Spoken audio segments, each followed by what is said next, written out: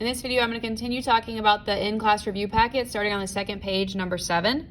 So it says, write a quadratic equation with an a value of 1 and zeros of -3 and -7, and the vertex is a minimum. So it gives you 3 important pieces of information. It tells you that the a value is 1, which means we can follow our pattern. It tells us the roots, or the x-intercepts, and it tells us that our vertex is a minimum. So first thing I'm going to plot is my 2 zeros, or my 2 x-intercepts, at -3 and at -7. Knowing that my vertex is a minimum means that my graph is going to be face up. My parabola is going to be face up because the minimum means my vertex is going to be at the very bottom of my U-shaped graph. So I know it's going to be face up. I know it's going to go through these 2 points. And more importantly, I know that it has an a value of 1. And if the a value is 1, that means I can follow my pattern of over 1 up 1, over 2 up 4, over 3 up 9. Now, normally we would use this pattern from the vertex. However, we don't know the vertex here. We're trying to find that. So we're going to be working backwards. So instead of starting from the vertex and going over 1 up 1, over 2 up 4, we're going to start at our y or our x-intercepts, and we're going to work in and down to find our vertex. We're going to be going backwards. So first thing is I want to take my 2 points here and I need to find the middle of those 2 points. And I can see the middle is right here at -5. So that's my middle. So if that's my middle of my 2 points, that means that my vertex is going to be somewhere on that green line. So I'm going to look at this point and I'm going to see how many times do I have to count over, how many units do I have to move over to get to the green line? Well, I have to go over 1, 2. And if I go over 2, that means I'm going to have to go, in this case, down 4 to get to the vertex. And we can do this pattern because the a value is 1. So I shift into, that means I'm going to have to go down 4. Now, we know we're going to go down 4 because it has to be face up, like this. If it were face down, then we would go into an up 4 and plot a point, and then it would be face down. But here, again, we need it to be face up. So we're going to go into down 4. Now, remember, we want a minimum of 5 points, so this is not enough points. So I'm going to go from the vertex, over 1 up 1, over 1 up 1, and then look what happens, over 2 up 4. Perfect. That's exactly what we would have had if we had started at the vertex anyways. Now that I have 5 points, I can go ahead and connect my U-shaped graph here. Remember, you need to have at least 5 points and arrowheads on your parabola in order to get full credit. Okay, the next one says, sketch your graph of a parabola whose vertex is 3, -4, and it has no x-intercept. So first I'm going to plot is the vertex. So I'm going to start at the origin. I go over to +3, down to -4. And that's my vertex. That's the first thing it tells us. Second thing it tells us is that it has no x-intercept, which means it is not going to touch the x-axis. All right, which means I cannot draw something that is face up, because if I draw something face up, then it will be touching the x-axis, which means I have to do it face down. Now, it doesn't tell us what the a value is, and we can't just assume the a value is 1. So for this one, it's okay if you just draw a general parabola, just a shape like this, vertex here, and it's face down like that. So we don't have to necessarily follow a strict pattern on here because we don't have enough information to determine what the a value is. So you just plot your vertex, and it's going to be face down because it cannot touch the x-axis. Okay, for number 9, it says, use the graph below, write the equation in factored form and then in standard form. We did problems like this similar on our quiz.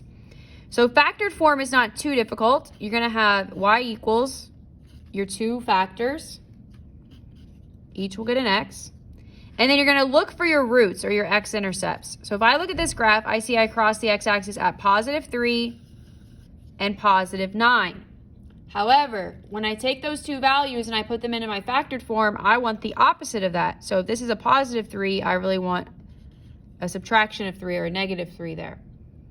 If this is a +9, then I want to have a subtraction of 9, or a -9. Another thing to point out, this is face up, so that's good enough. However, if I had a graph that was face down, like for example like this, if it was face down, you would need to include a negative sign here in the very front to account for the fact that it is face down. But since it's face up, this is good enough here. That's how you write it in factored form. Also, we can assume that the A value is a 1 here because if I look at my vertex, I go over 1, up 1, and that was the pattern that I followed. Okay, so I do know that the A value is a 1. So you can either write that there or you don't have to write it there. It's totally up to you. But I do see that the A value is a 1 just from looking at it. Over 1, up 1. Now, how do I go from factored form to standard form? Well, I just take the factored form and I FOIL it. So x times x gives me x squared. X times negative 9 gives me negative 9x. Negative 3 times x is negative 3x. And negative 3 times negative 9 is positive 27. Of course, I have to combine my like terms. So I get negative 12x in the middle there. So this is my standard form. This is my factored form.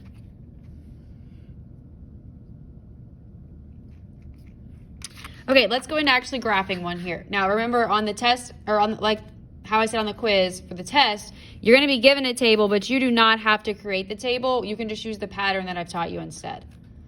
So first thing I notice is that this one is in factored form, and factored form, remember, is helpful for finding your x-intercepts, and you can easily do that by just setting each factor equal to 0 and solving. So you get x is 5 and you get x is 9.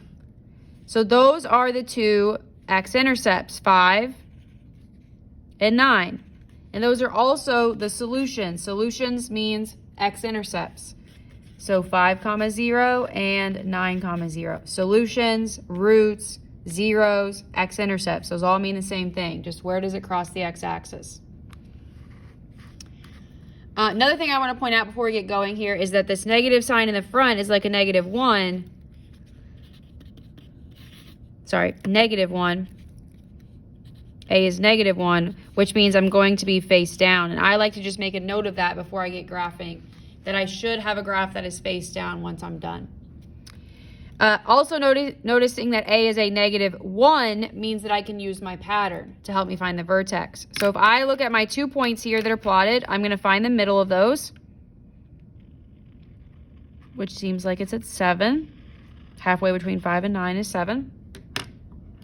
That tells me that that's the axis of symmetry. That also tells me that the vertex is going to be somewhere on that green line. So if I go from this point to the green line, I shift in 1, 2 units. If I go back to my pattern, moving over 2 means I'm going to have to shift up or down 4, right? You just square the number. So I'm going to shift in 2, and in this case, I'm going to go up 4.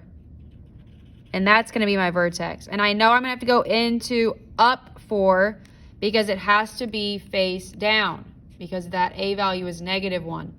So I go into and up 4. 3 points is not enough, so I'm going to have to go over 1, down 1 to continue my pattern. Over 2, down 4, over 2, down 4. We love it.